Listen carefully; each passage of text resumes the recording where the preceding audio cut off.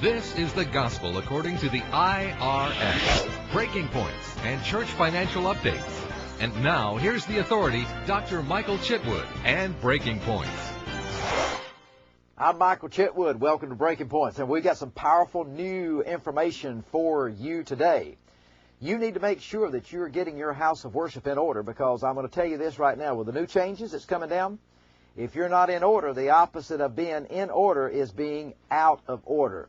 And I do believe this, based on all of my years of experience, that you really want your house of worship to be in order.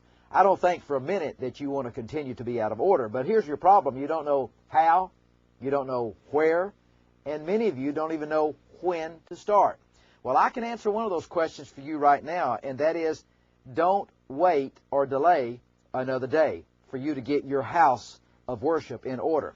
I have learned this, that if you'll get your house of worship in order, that you'll have a whole lot more time trying to get some good scriptures on Sunday instead of worrying about an IRS on Monday. A lot of churches are worried about an IRS audit on a Monday, and they can't get the proper scriptures for that Sunday morning message. I want to try to take that burden off of you with Breaking Points. So grab a pad and a pen and let's get started if we can. The first point I want you to put down is information returns. And on information returns, I want to make sure that you understand, as we go through information returns, there's many information returns that could be and should be filed. In fact, some people say that there's over 100 information returns that the church has to comply with and file. One information return would be a W-2 form, because it gives what? It gives information to who? To the IRS, and also to the person that received the compensation. So a W-2 form would be an information return.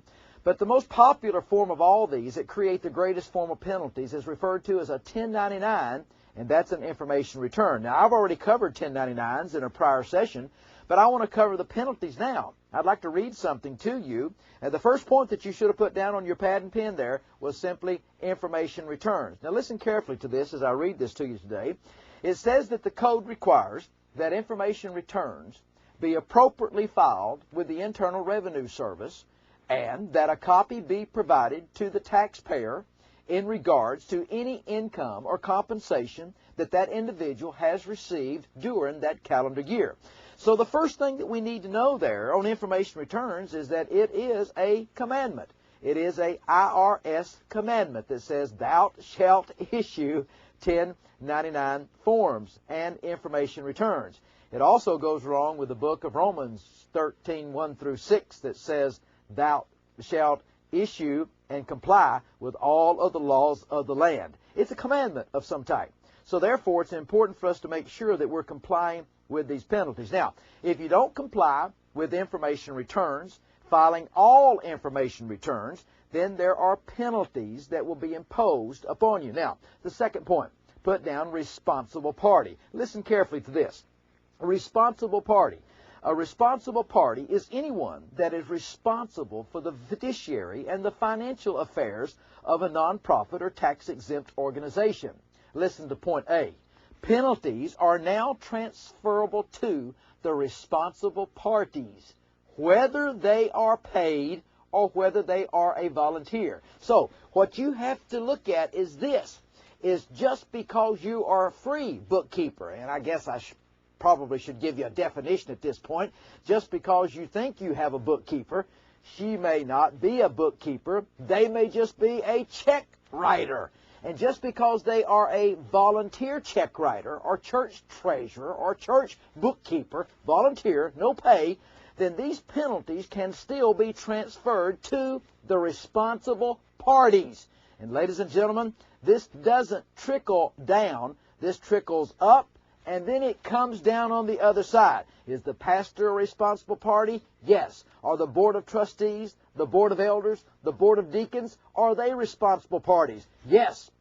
What about the church bookkeeper, treasurer, church clerk, or church check writer? Are they responsible parties? The answer to that is yes. Now you have the decision to make. You're a decision maker, aren't you? Then you need to make a decision that you're not going to delay another day to get your house of worship in order. And I believe with all of my heart that you really want to do that. By the way, these penalties start at $50 for each return that you did not submit all the way up to $250,000. So these penalties are huge. Make sure that you don't wait another day and delay another day to get your house of worship in order. These penalties can be stiff. Until next time, I'm Michael Chitwood. I'll see you tomorrow. Breaking Points gives you the latest IRS updates and tax law. Pastor, if the IRS came to your church today, what would you say? If you really want your house of worship in order, call 1-800-345-9117.